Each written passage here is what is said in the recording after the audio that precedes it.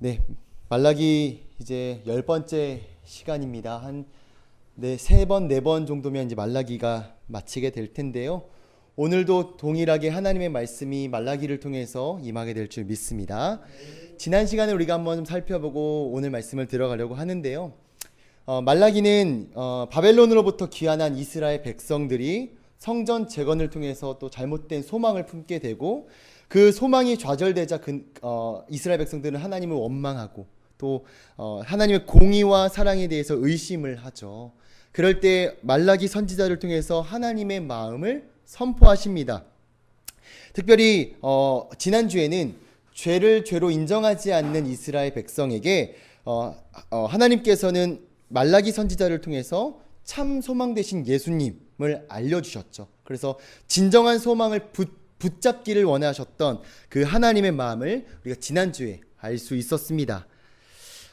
특별히요, 오늘은 그들이 가진 모든 소유물이 하나님의 것이 아니다, 내 것이다 라고 주장하는 그들의 모습을 우리가 보게 될 텐데요. 대표적으로 11조라는 문제를 화두 삼아서 하나님은 이야기를 하십니다. 자, 그렇다면 그들은 어떻게 그들의 것을 하나님의 것으로 인정하지 않고 살아갔는가, 말씀을 통해서 보도록 하겠습니다. 우리 7절 함께 읽겠습니다. 7절 시작.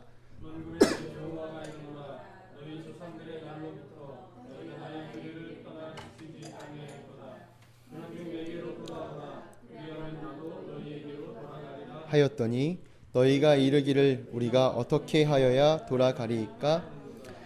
네, 만군의 하나님 여호와가 말씀을 하시죠. 무엇이라고 먼저 말씀하시냐면, 너희 조상들의 날로부터 너희가 나의 규례를 지키지 아니하였도다 라고 말씀을 하십니다.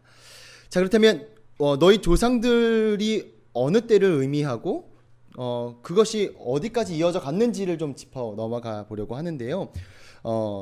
여러 견해가 있습니다. 여기서 표현된 조상들의 날은 언제부터일까? 여러 견해가 있지만 여기서 규례라는 단어를 언급한 것으로 보아 하나님이 눈에 보이는 규례, 뭐죠?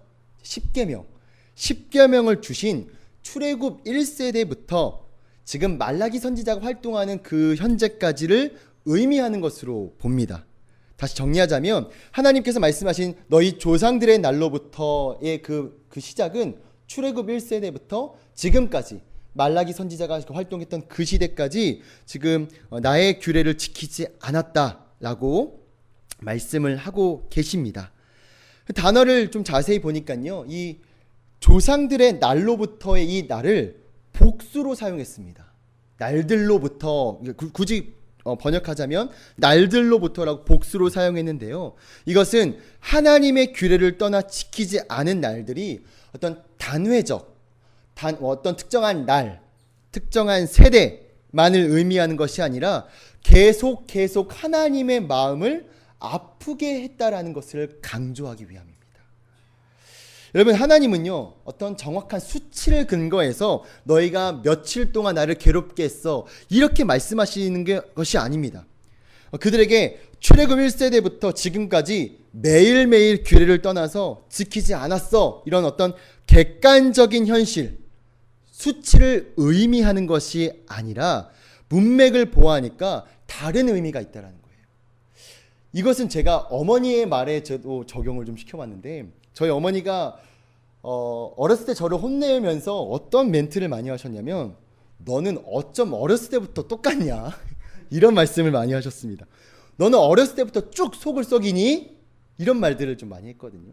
근데 객관적으로 생각해 봤어요. 내가 진짜 어렸을 때부터 속을 썩여왔나? 아니거든요. 전 착한 아들이었고 쭉 매일매일 속을 썩이지 않았습니다. 비교적 많은 날들을 어머니께 효도했고 좋은 아들이었는데, 어머니는 꼭 이런 표현을 썼어요. 넌 어렸을 때부터 쭉 속을 속이니?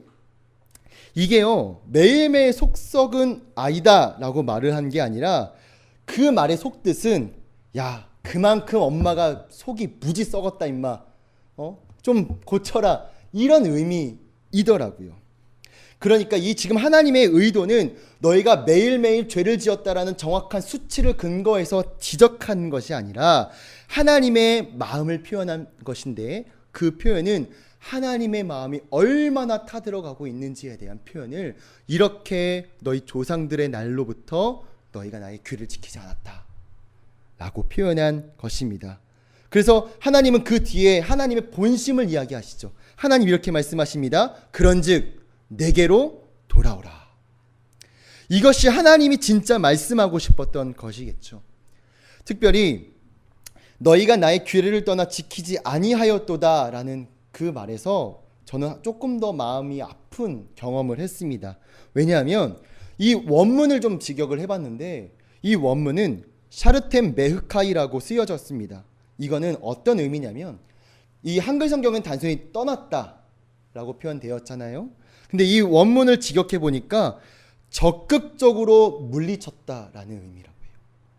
그러니까 하나님의 말씀을 그냥 떠난 것을 넘어서 하나님의 말씀을 적극적으로 그들이 밀어냈다라는 의미가 포함되어 있다라는 겁니다. 그래서 하나님은 그들에게 뭐라고 말씀하시냐면 내게로 돌아오라. 내게로 돌아오라. 그리하면 뭐 어떻게 해요? 나도 너희에게 돌아가리라 라고 말씀을 하십니다. 저는 이 말씀 보면서 하나님 뭔가 딜을 하시나? 거래를 하시나? 조건이 붙으면 오시는 분이신가? 라는 생각을 했는데 이것은 조건이 아니더라고요. 너희가 무엇 하면 나도 무엇 할게 이런 표현은 거래하듯 이런 뉘앙스로 쓰신 것이 아니라 그들이 인격적으로 깨달아서 먼저 하나님께 돌아오기를 바라는 마음. 즉 하나님은요 그들을 기다리고 계신다라는 겁니다. 사실요 하나님은 강권적으로 그들을 이끌어서 그들이 하나님께로 오게끔 만드실 수 있는 분이에요. 그러나 뭐라고 했냐면 너희가 돌아오면 내가 너희를 만나리라. 돌아오리라. 그것은 그들이 먼저 인격적으로 깨달아 그들이 선택하여 하나님께 돌아오는 그런 인격적 관계가 회복되기를 원하시는 우리 하나님의 마음을 느낄 수 있습니다. 또한 그뿐만 아니죠. 내가 너에게 돌아간다라는 표현은요. 앞서 이야기한 심판, 너희들이 진리를 깨닫고 소망을 깨닫기를 바라는 마음에서 내리는 그 심판을 거두시겠다라는 의미도 포함이 됩니다. 여러분 여기서요. 좀 더 깊은 하나님의 마음을 발견할 수가 있는데 여러분 7절의 하나님의 말씀이요. 2인칭과 1인칭이 반복이 됩니다. 무슨 말이냐면 이스라엘 백성들을 표현할 때 3인칭으로 표현하지 않고 너희 2인칭으로 표현했고 하나님은 뭐라고 했냐면 나 1인칭으로 표현했습니다. 이 문법의 특징이 있어요. 이 문법을 사용하실 때 그러니까 1인칭과 2인칭을 주로 사용하실 때 하나님은 어떤 목적을 가지고 그 문법을 사용하시냐면 하나님과 백성과의 인격적인 관계 친밀한 관계를 표현할 때 사용되어진다고 합니다. 즉 하나님은요 얼마나 그들과 친밀한 관계를 회복하고 싶어 하시는지 이 문법을 통해서도 알 수 있는 것입니다. 근데 여러분 참 답답하실 수 있습니다. 참 이 답답함 주인데 이게 뭐냐면 하나님의 마음을 그렇게 애절하게 말라기 선지자를 통해서 선포했는데 이 말을 듣고 백성들이 어떻게 반응했냐면 한번 볼까요? 7절에 보니까 너희가 이르기를 하반절입니다. 너희가 이르기를 우리가 어떻게 하여야 돌아가리까 한도다. 이 말이요 저는요 처음에는 돌아가고 싶습니다. 방법을 알려주세요라고 그렇게 말하는 것 같았어요. 여기서 제가 또 책을 찾아보니까 히브리어로 직역하면 두 가지 의미가 나타난다라고 해요. 첫 번째 의미는 아까 제가 이야기한 것처럼 우리들이 너무 돌아가고 싶습니다. 그러나 돌아갈 방법을 도대체 모르겠으니 그 방법을 알려주세요라는 의미일 수 있다. 그 두 번째 의미는 이런 의미래요. 우리는 하나님을 떠난 적이 없습니다. 도대체 무엇 때문에 당신께 돌아가야 한다는 말입니까? 이런 어떤 적반하장의 의미도 그런 뉘앙스도 있다라고 합니다. 여러분 어떤 의미인 것 같아요? 저는 두 번째 의미를 택했습니다. 그 이유는요. 앞서 그들의 태도가 우리가 뻔히 알잖아요. 죄가 죄인지 모르는 아주 뻔뻔한 태도를 취했고요. 그리고 그 이후의 8절에서도요, 동일한 태도를 보입니다. 하나님을 떠난 적이 없다는 그들의 말, 그리고 무엇이 하나님을 떠난 건지 전혀 알지 못하고 있는 그들의 모습을 볼 수가 있습니다. 이 모습을 보면서 지난주에 목사님께서도 이야기하셨듯이 저도 방송을 통해서 서울에 있는 한 대형 교회의 타락과 또 소망을 잃어버린 모습을 보았습니다. 더 안타까운 모습은 그들이 자신들을 보고 뭐라고 하는 집단들, 자신들을 보고 이렇게 지적하는 집단들을 뭐라고 표현하냐면 사탄의 공격이다라고 표현을 하더라고요. 그러면서 이 고난은 십자가를 지고 있는 거다라고 표현을 합니다. 여러분, 뭐가 죄인지 모르는 것이 참 너무나도 안타까웠습니다. 저는 오전에 이 요한복음 강해를 들으면서 철저하게 깨닫는 것은 뭐냐면 바리새인과 사두개인처럼요, 뭔가 자기가 종교적인 행위를 한다라고 그것을 정당화시켜서 죄인인데도 죄인으로 인정하지 않는 그 모습이 어쩌면 우리들의 모습이 아닌가 되돌아보았습니다. 여러분, 이 말라기 시대 때에, 말라기 선지자가 활동했던 시대 때에도 사실 제사는 드려졌습니다. 계속 제사는 드려졌고 종교적인 의식은 치러졌습니다. 하나님이 슬퍼하셨던 건 뭐냐면 종교적인 의식과 제사가 드려지지 않는 것이 아니라 그 껍데기는 살아있는데 속은 썩어져 있다라는 지적이었죠. 여러분, 우리도요, 예배를 그냥 빠지지 않는다라는 우리들의 껍데기에 속아서 하나님의 말씀을 잘 지키고 있다, 이렇게 착각하고 있는 것이 아닌가 되돌아봐야 될 줄 믿습니다. 여러분, 진짜 복은 뭐냐면 하나님 말씀 앞에 성령님이 조명해 주시는 대로 객관적으로 나를 비추어 보는 것. 그래서 어떠한 기득권과 어떠한 욕심을 다 내려놓고 하나님이 나를 어떻게 평가하시나, 하나님이 나를 어떻게 바라보시는가, 하나님의 시선으로 나를 바라보는 것, 그것이 진정한 복일 줄 믿습니다. 네, 그러면서 그들은 죄를 인정하지 않습니다. 하나님을 떠났다라는 것도 인정하지 않죠. 그러자 8절에 하나님은 멀리 떠나 있다라는 사실을 구체적으로 입증을 해요. 우리 8절을 한번 읽어볼게요. 8절과 9절, 우리 두 절을 같이 한번 읽어보겠습니다. 8절과 9절이요. 시작.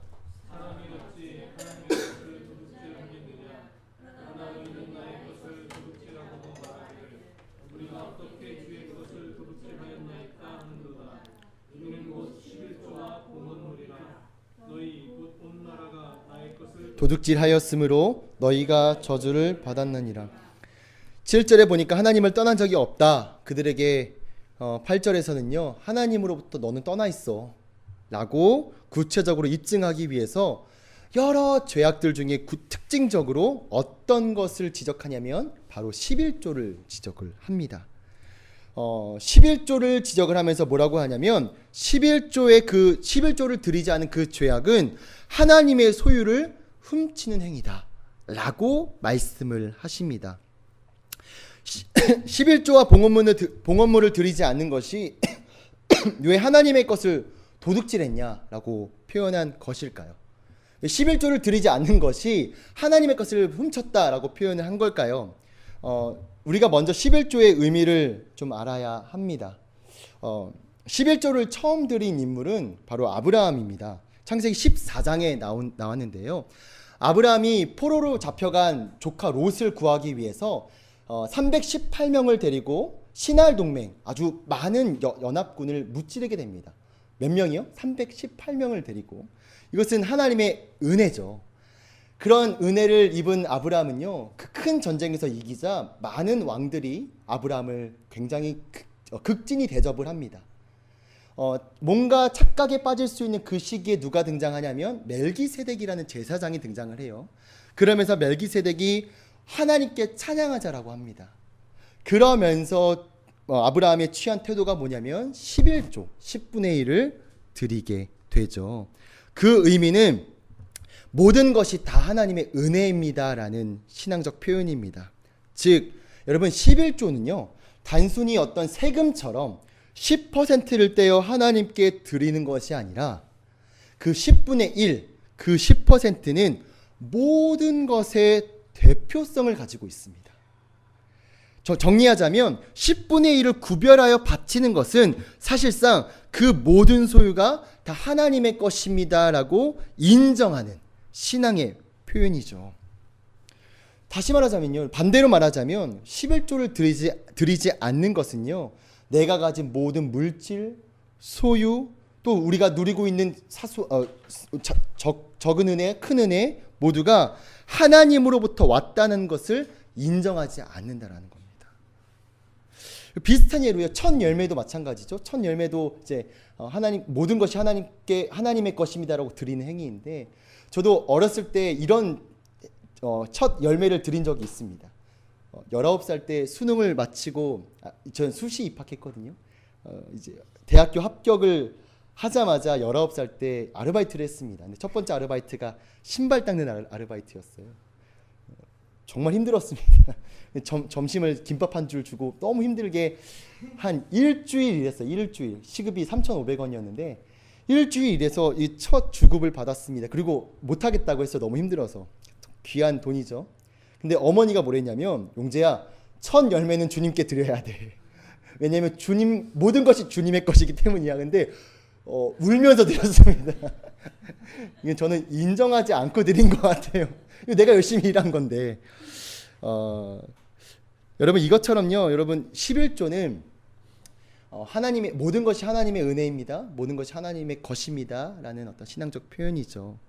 이렇게 지금 11조를 드리지 않는다라는 것은 바로 하나님의 것을 인정하지 않는다라는 거고, 그 표현을 뭐라고 했냐면 하나님의 것을 도둑질했다라는 표현을 쓰고 있습니다.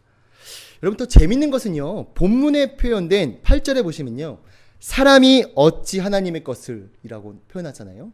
이 사람은요, 히브리어로 보니까 아담이라고 되어 있습니다. 이 아담은요, 우리가 그 창세기 1장, 2장에 나타난, 3장에 나타난 그 아담, 그 특정한 인물을 말하는 것이 아니라, 이 아담은 붉은색을 의미하는 어원에서 유래한 단어인데, 붉은색. 이 붉은색은 어떤 것을 의미하냐면 흙을 의미합니다. 흙. 즉, 여러분, 흙으로 만들어진 그 인간 또한 누가 지었어요? 하나님이 지었다는 거죠. 이 사람도요, 하나님의 피조물이고 하나님의 소유입니다. 하나님이 직접 흙으로 창조하신 피조물인데, 그런 피조물이 내 거 하나님 것을 구분하고 있다라는 거죠. 그러한 지적을 듣고 깨달아야 하는 그 이스라엘 백성은 깨닫지 않고 또 반문합니다. 우리 8절 보니까 이렇게 반문하죠. 우리가 어떻게 주의 것을 도둑질하였나이까. 이제 지긋지긋하죠. 계속 반복되는 그들의 표현입니다. 안 했다라는 겁니다. 도둑질을 안 했다라는 겁니다. 이건 제 거잖아요, 하나님. 이건 제 겁니다. 하나님의 것을 건드리지 않았습니다. 라고 이야기를 하고 있죠. 뭡니까? 11조의 의미를 모르는 거예요. 11조가 어떤 의미를 가지고 있는지도 모르고 자신이 어떤 존재인지도 모르는 겁니다.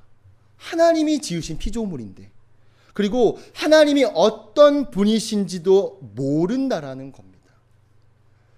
여러분, 우리도 이런 실수를 범할 때가 많아요. 11조를 드리는 그 행위, 드렸냐 안 드렸냐를 떠나서 우리가 정말 드렸을 때 그 의미를 알고 드렸는가, 내가 어떤 존재인지, 하나님이 어떤 존재인지, 그리고 우리가 어떤 은혜를 받았는지 우리가 알고 드렸는가가 정말 중요합니다. 특별히 9절에는요, 하나님은 그러한 백성들, 그런 부정하는 백성들의 반응을 보면서 다시 한번 강조하죠. 너희 곧 온 나라가 나의 것을 도둑질하였다. 여기서 너희라고 하면서 더 확장시키면서 나라라고 표현을 하십니다. 이 말은 한 특정한 개인과 집단의 문제가 아니라 이러한 행동이 온 이스라엘에게 퍼져 있다는 것을 말하고 있죠. 즉, 사태의 심각성을 말씀하고 있는 겁니다. 그러면서 너희가 저주를 받는 이유 아직도 모르겠니? 너희가 지금 징계를 받는 이유 아직도 모르겠니? 하나님의 것을 도둑질한 것이기 때문이야 라고 지금 말을 하고 있습니다. 말씀하고 계십니다. 그렇다면 하나님은요, 어떻게 더 구체적으로 말씀을 하시는지 우리 10절 같이 한번 읽어보도록 하겠습니다. 10절이요. 시작. 너희의 온전한 11조를 창고에 들여 나의 집에 양식이 있게 하고 그것으로 나를 시험하여 내가 하늘 문을 열고 너희에게 복을 쌓을 곳이 없도록 붙지 아니하나 보라. 네, 여기서 하나님께서는요, 온전한 11조를 창고에 들여서 하나님의 집에 양식이 있게 하라라고 하죠. 그러니까 있어야 할 곳에 있게 하라는 겁니다. 즉 11조를 드려라 이런 의미인데요. 그렇게 하나님이 11조를 드렸을 때 하나님이 어떻게 반응하시는지 시험해 보라라고 이야기를 합니다. 시험해 보라. 여러분 이 말라기 본문 특별히 이 3장 10절은요. 어떤 메시지를 전할 때 많이 사용하냐면 많은 목사님들이 저도 들었는데 이런 얘기를 많이 하세요. 11조를 드리면 복을 받을 것입니다. 근데 어떤 복이에요? 그냥 보통 복이 아니라 10절에 보니까 복이 쌓을 곳이 없을 정도로 복을 받을 것입니다. 그러니 결국 뭐 해라? 11조를 해라. 그러면서 부자들의 비법은 11조를 낸 거다. 이렇게 말씀을 하시는 적도 제가 들은 적이 있는데, 물론 여러분 부자들도 다 하나님께서 주신 거죠.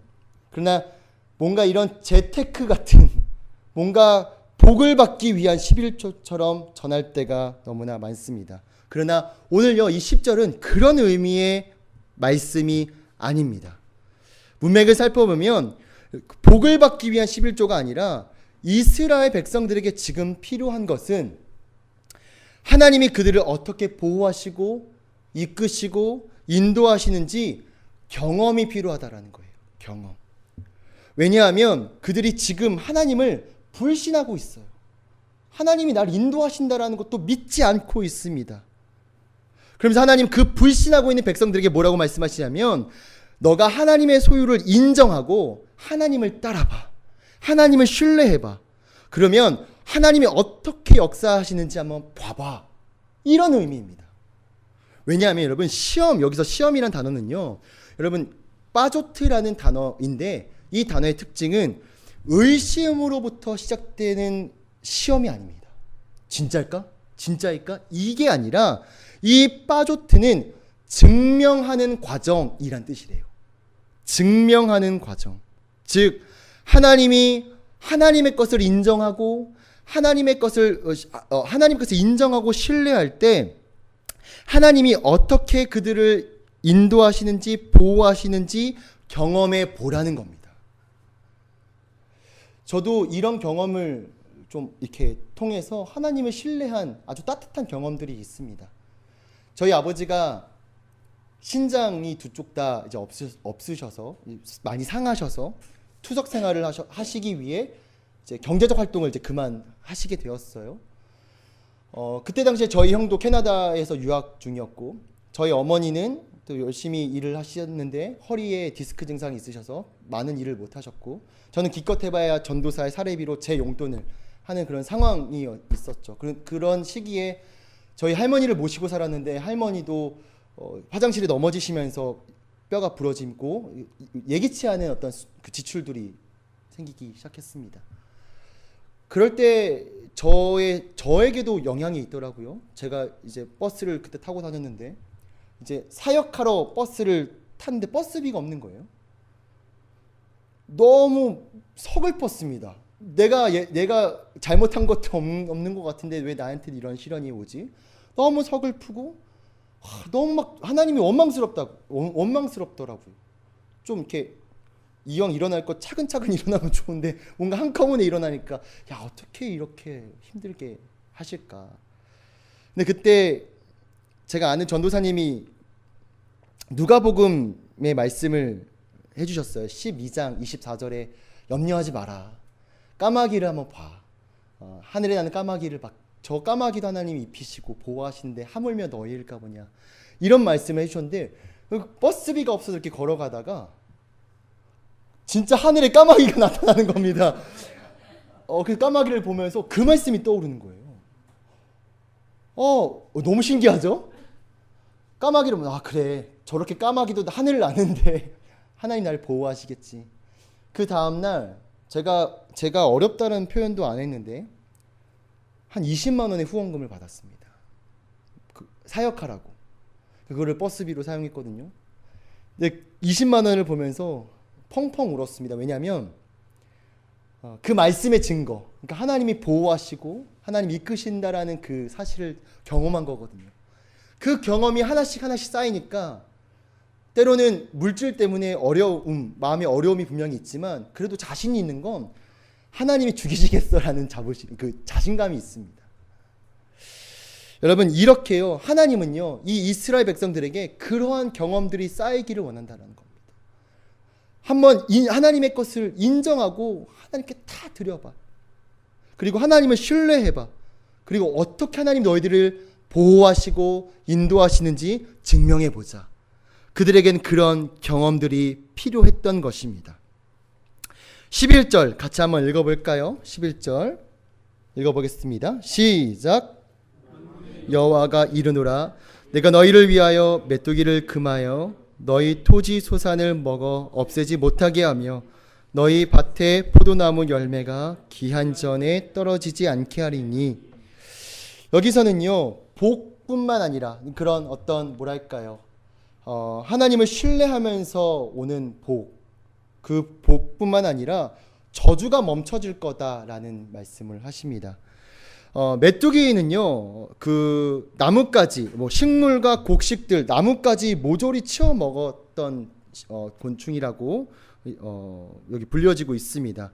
그리고 이 메뚜기 때는요 하나님이 재앙을 내릴 때 심판의 도구로 사용하셨던 건데 이 심판을 멈추겠다라고 이야기를 하고 계십니다. 더 나아가서 포도나무 열매가 익기 전에 땅에 떨어지지 않겠다. 이것 또한 심판을 멈추겠다라는 하나님의 마음이 지금 담겨져 있습니다. 제가 아직 짚고 넘어가지 못한 것이 있는데 여기 10절에 보니까요. 나를 시험하여 내가 하늘의 문을 열고 너희에게 복을 쌓을 곳이 없도록 붙지 아니하나 보라 라고 나오죠. 여기서의 복은요 우리가 흔히 생각하는 물질적인 복이라고 생각되어지지만 이 복의 아주 핵심적인 그 단어, 핵심적인 것은 뭐냐면 물질적인 복뿐만 아니라 하나님과의 특별하고 독점적인 관계를 누릴 수 있는 복을 의미해요. 그러니까 하나님을 신뢰하고 하나님의 소유를 인정하고 11조를 드릴 때 복이 쌓인다. 복이 차고 넘친다. 이 복은 물질의 복뿐만 아니라 하나님과의 특별하고 아주 독점적인 관계를 누린다라는 그 의미입니다. 지금 하나님은 11조를 드림으로써 너가 부자가 될 거야. 이 정도의 차원의 복이 아니라 하나님과의 관계 회복을 명하시고 계신다라는 겁니다. 이런 복을 누리는 자가 되기를 소망합니다. 네. 자, 우리 마지막으로 12절 함께 읽어 보겠습니다. 12절 시작. 모든 이방인들이 너희를 복되다 하리라.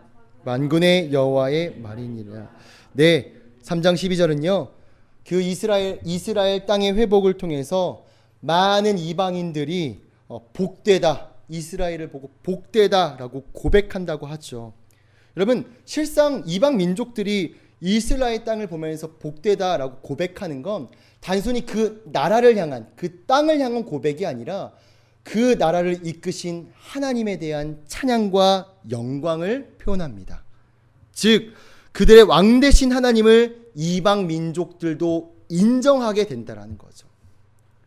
여러분, 이것이요 이스라엘의 정체성이에요. 하나님이 이스라엘 민족을 선택하신 이유입니다. 출애굽기에 하나님은요 이스라엘을 어떤 나라라고 말씀하셨냐면 제사장의 나라라고 말씀을 하십니다. 즉 제사장의 역할처럼 이스라엘의 역사를 보면서 많은 이방 민족들이, 열방들이 하나님을 알게 될 거라는 거예요. 하나님의 영광을 바라보게 될 거라는 겁니다. 즉 여러분, 이 땅이 아름다워진다라는 그 의미는 이방 나라들처럼 강국이 되어질 거야, 그 정도 수준이 아니라 본연의 정체성이 회복될 것임을 말씀하고 있다라는 겁니다. 여러분, 오늘 이제 말씀을 마치려고 하는데요. 11조를 드리는 것도요, 정체성의 회복입니다. 왜냐하면 하나님이 어떤 분이신지 우리가 알게 되고 또 내가 어떤 존재인지 알게 되면 11조를 안 드릴 수가 없겠죠.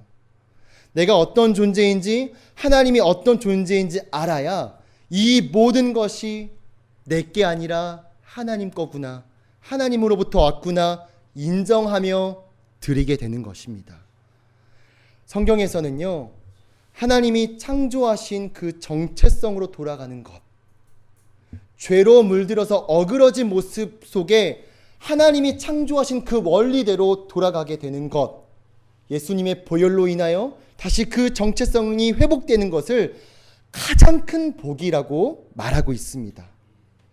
오늘 저는 설교를 마치면서 11조 합시다 라고 외치면서 끝내고 싶지 않습니다. 이렇게 마치고 싶습니다. 우리는 하나님의 소유물입니다. 우리가 가진 모든 재능과 물질과 소유 또한 하나님의 것입니다.